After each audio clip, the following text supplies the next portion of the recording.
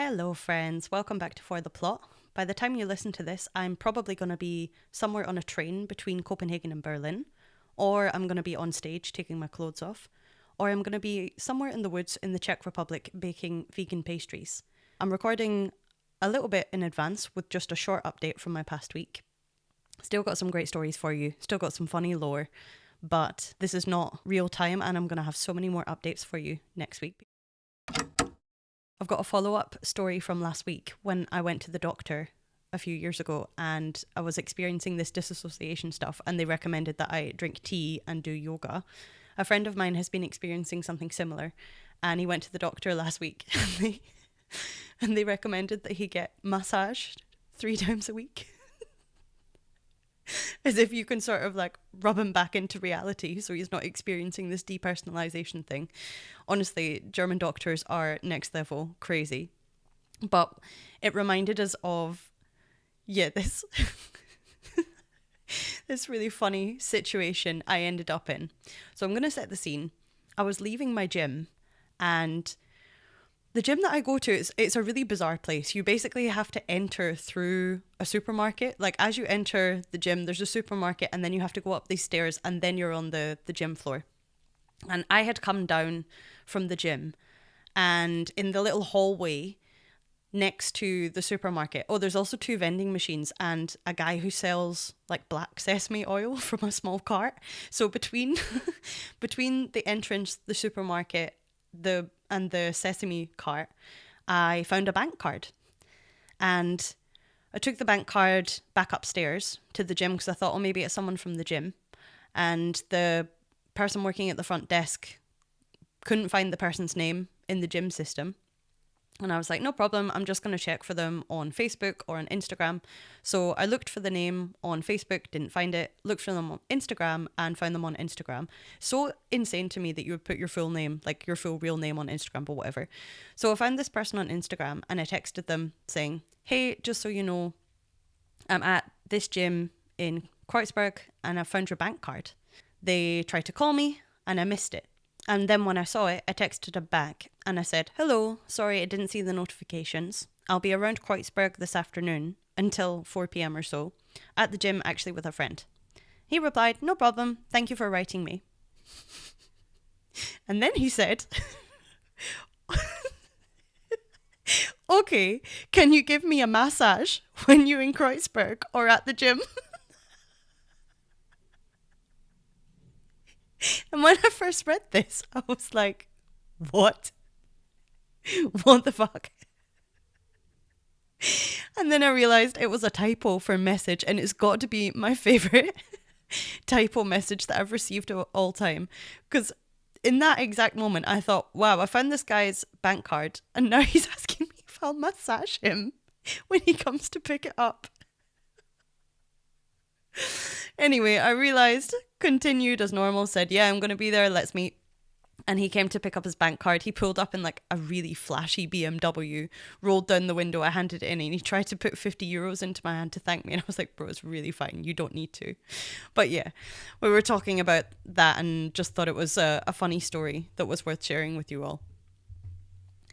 So even though I'm only doing a short review of the past few days, because a whole week hasn't passed since I last recorded, it has been action-packed. Yesterday, I was testing a driverless car in a car park near my office. So basically what happened was I got talking to this guy in my co-working space, which usually I try and avoid doing because you get roped into things like testing driverless cars. And he was asking what I was doing, and then I was asking what he was doing, and he explained that, yeah, they're building these driverless cars. They're trying to launch them in Germany, but it's going to take a long time. The first one's actually going to go live in Estonia in a couple of months or something like that. And I said, yeah, I mean, like, I don't use the car that often anyway, and I'm not sure how comfortable I would feel getting in one without a driver. And then a week later, he wrote to me on the co-working Slack and basically said, hey, we're testing the cars. Do you want to test one? And I was like, fuck it. Sure, I'm going to test one of these cars. So I met him and one of his colleagues. By the way, his colleague looked exactly like Prince Harry. In the reception of the co-working space, and we walked around the corner to this kind of industrial area with a car park, And yeah, I got in a car and it drove me round this car park a couple of times without a driver. And it was really freaky because the steering wheel still moves. The indicator, blinkers and everything, they still go on, but there's no one there. So it kind of has this like spooky poltergeist, like almost Scooby-Doo effect. The whole thing is so silly, to be honest. But yeah, it was a very interesting experience, and I'm curious to see what's going to happen there. The night before that, I went to a sourdough bread workshop with a friend of mine. So we got him this sourdough bread workshop as a birthday gift with another group of friends.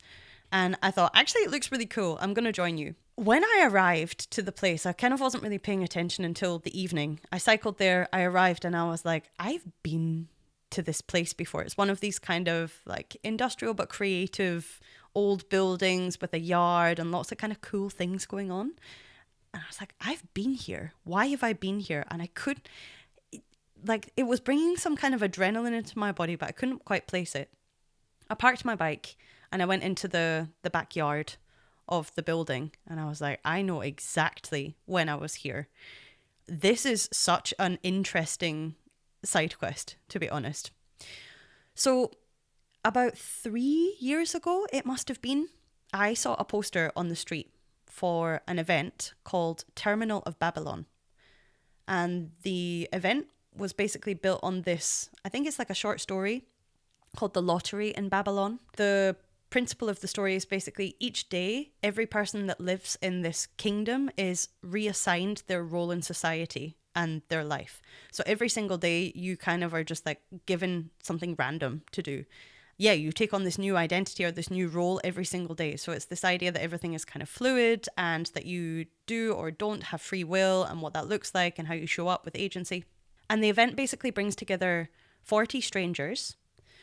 You arrive, you're given a number and a kind of wristband, and they welcome you into the space and they explain, this is Terminal of Babylon. It's completely up to you how you interact with the people in this space, how you interact with the orders that you will receive. Everything is up to you. And the way that the event works, or the way that the game works, this wristband that you're wearing, it has a number associated with it. You also have the number like on a sticker on yourself. And there's a screen. And if your number shows on the screen, you go to this terminal. So you go to this little computer, you place your wristband on the terminal, and you will receive an order. And it's up to you whether you want to do that order or not. So there were some that were sort of like, go into the corner of the room and just sit there until someone notices. Or go to the bar and buy the person next to you a drink. Or go into the center of the room and start a flash mob, do a dance. And then there were some that would partner you with other people. So it would be like, find number 23 and ask them about their first experience with drugs. Or find number 17 and ask them about their first earliest memory of happiness. And then there were some group activities as well. So it was really about this kind of like deepening connection, meeting strangers, just generally, I don't know, creating randomness. And what I really liked about this event is at some point you didn't know whether people were doing things because they were orders or because they were just like doing random things. So for example, I know at some point someone was sitting on a chair in the middle of the room and they were singing, and I decided to go and sit next to them and like make a drum beat. And it just one of those things that felt like it made sense in the moment. I hadn't been given that order, but I just kind of got sucked into it. So it wasn't the Terminal of Babylon that took place in this space where I went for the sourdough workshop. Actually, it was the, let's say, adult version of that event, which is called Sigma of Senses. And it's exactly the same principle. You're given a number, you're given a wristband, there's a screen, you're given orders, except these orders are physical or sexual. And so it very quickly became effectively an orgy. And the space that this event happened in was in the loft, like the top of the building, next door to where the sourdough workshop was. So I realized this as I was entering this workshop, like, oh my God, I've been here before because I went to this weird sex party here. And then the second coincidence, shall we say, about this space We go up and there's this like crazy enthusiastic, passionate, super knowledgeable Italian baker leading the workshop. And he explained he'd been working in this bakery in Berlin. And incidentally, it's a bakery that someone I used to date was working in as well. And he was telling some stories from the bakery, and I was like, oh my God, I know these stories. So it was a very nice, warm, familiar, kind of nostalgic space to be in. We baked some bread, we took home some sourdough starter. It was a really nice evening, all in all. And the final thing that I want to share with you that happened last week, I went to a friend's place. I'm not going to share too much context, but I went to a friend's place and he had a brand new iPad on his kitchen table. And I pointed to him and was like, oh, cool, you got this new iPad. I didn't know you had one. And he said, well, actually, I won it. What? You won it? Like, did you go to the arcade and use one of these claw machines or something like this? No, I won it in a lottery. I was like, damn, I didn't know you were playing lotteries, first off. And second, I didn't know that you could win an iPad in the lottery. And he was a bit shifty about it. And he was like, oh, yeah, it was just like a lottery from a friend. And then this is someone who's not comfortable with silence. And I was just like nodding along. And after about 10 seconds, he was like, okay, it was the lottery from my drug dealer. And so basically, he is at the moment not taking drugs. But he's still in contact with his dealer and has a good relationship with his dealer. And basically, I think it's like every month his dealer runs a lottery where if you spend over a certain amount, you get entered into this draw and then you can win a prize. And this friend of mine recently was organizing a large party and had a lot of friends who were looking to buy things. And so he reached out to his dealer because apparently he's also very good quality. He tests everything, blah, blah, blah, blah. So he put in this big order with his dealer, and then his dealer said, oh, you've spent this much. Do you want to enter the lottery? Pick a number. So my friend tried to pick a number, like, I don't know, 23.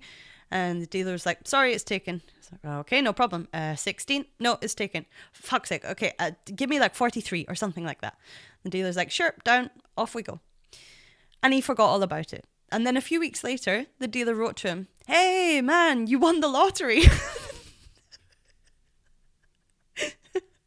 You won a new iPad. Let's meet and you can pick it up from me. So they met and his dealer brought him this iPad and was like, hey, thanks, man. Congratulations. So now he's got this brand new iPad from playing the lottery with his dealer.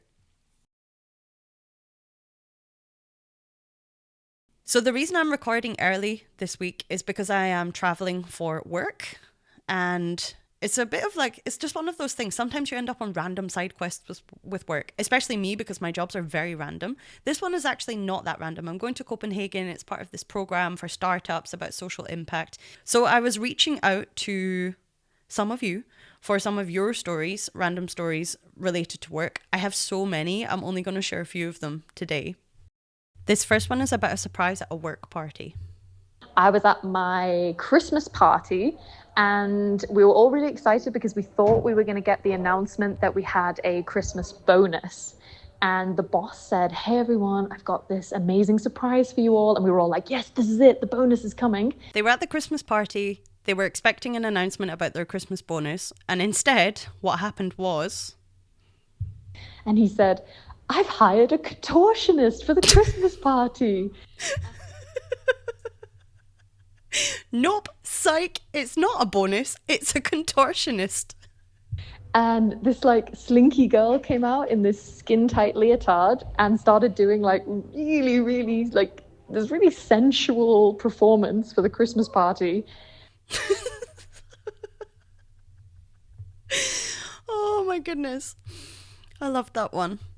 Imagine you're expecting to get this announcement that you're going to take more money home for Christmas, and instead what actually happens is a woman comes out and does a back bend and puts her head in between her legs. I have another one from when a friend was working in McDonald's. The first one is in a McDonald's. It was my first job at the age of 16. And honestly, everyone in this workplace was really strange.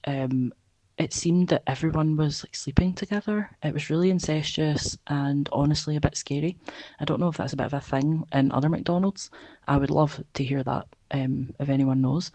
And basically we had some higher up bosses in McDonald's coming to do some checks or making sure the place was running smoothly. and the manager asked me to do some cleaning in the kitchen. Specifically, he wanted me to clean these like copper pipes that ran through the whole of the kitchen. Okay, so we're cleaning pipes because some big McDonald's bosses are coming. So he wanted them to be sparkling. And I was like, yeah, sure, no problem, I'll get to it. But he was then like, oh, I need you to use this to clean it. So he handed me a wad of napkins. She was given something specific to clean the pipes with. Remember, we're in a McDonald's. A wad of napkins and just loads of sachets of ketchup. And he went on and stood and watched me scrub at these pipes with ketchup for ages. Like, he watched me the full time, and it felt like a humiliation ritual. I thought it was a joke. So there you have it. In McDonald's, when the big bosses are coming, they clean the copper pipes with sachets of ketchup. Ridiculous. This final story, this final insane work story, is actually about my second cousin.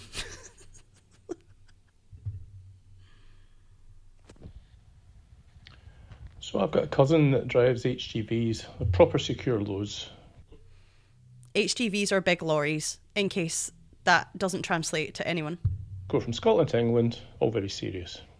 They go in a convoy of 2 and they're not allowed to stop. Not even for a rolling sausage, which actually is a bit of a human rights issue. Anyway, my cousin, so we'll call him for witness protection reasons, is a lead lorry heading down the M74, inside lane, 60 mile an hour, minding his own business, probably thinking about that rolling sausage. Then the other driver in the convoy phones him and says, mate, I think there's something in the back of my lorry. Maybe there's someone trying to break in, which is the kind of sentence that would make most folk think about retiring there and then. So he moves into the middle lane to let the other guy pass, and that's when he sees it. Right, so just a quick recap. 2 big lorries travelling down the motorway. One of the drivers calls the other one and says, I think someone's trying to get into the back of my lorry. A BMW practically welded to the back doors of the second lorry, and behind that a white van. So now there's 2 convoys, the official one and whatever Poundland Fast and Furious operation this other one is. Poundland Fast and Furious is so good. But here's the best bit.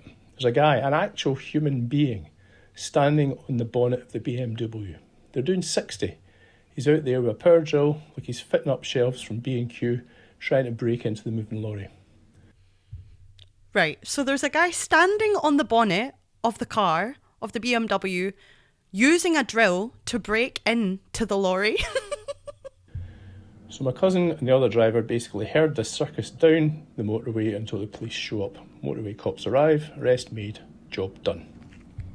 Insane. An actual motorway heist. Crazy. I'm really hoping that nothing that dramatic happens whilst I'm on this work trip, but who knows? Let's see what I report next week.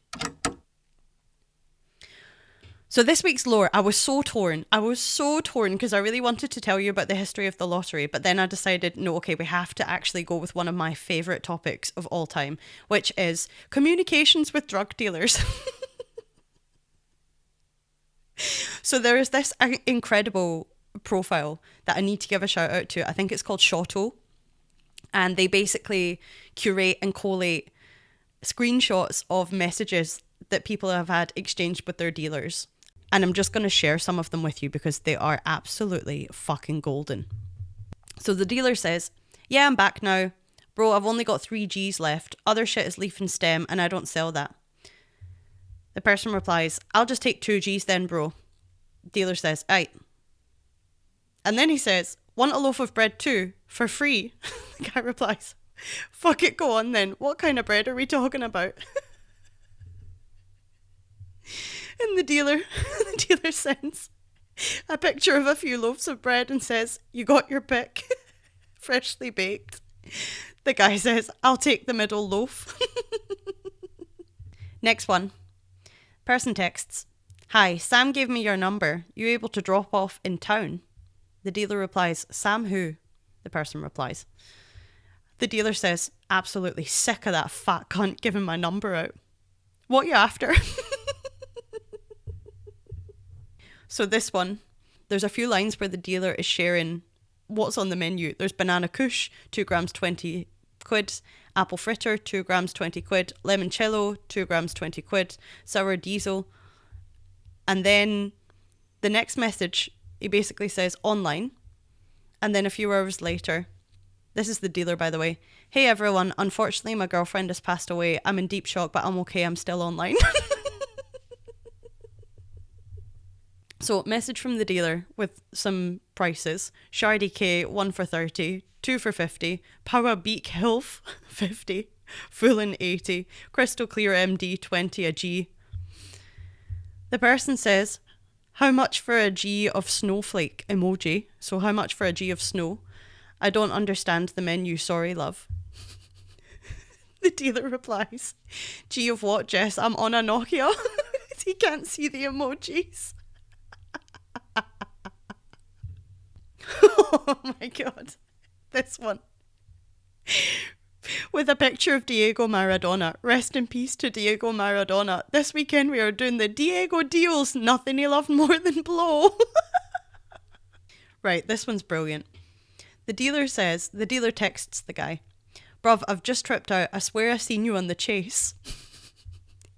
The guy replies, haha, serious bro, that was me. What did you think?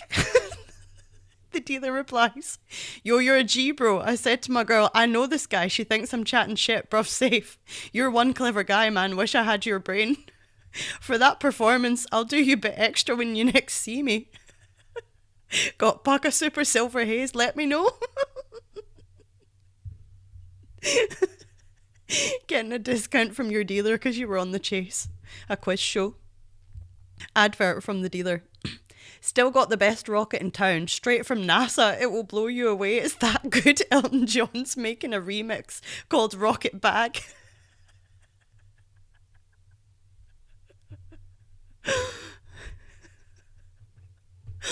Oh my goodness. If you've ever had a funny exchange with a drug dealer, please send it to me. I absolutely love this shit. I live for it. That's all I've got time to record this week, folks. I am off side questing. I look forward to reporting back. As ever, please give it a like, please rate it, please subscribe, please share it with a friend, and I will see you next time.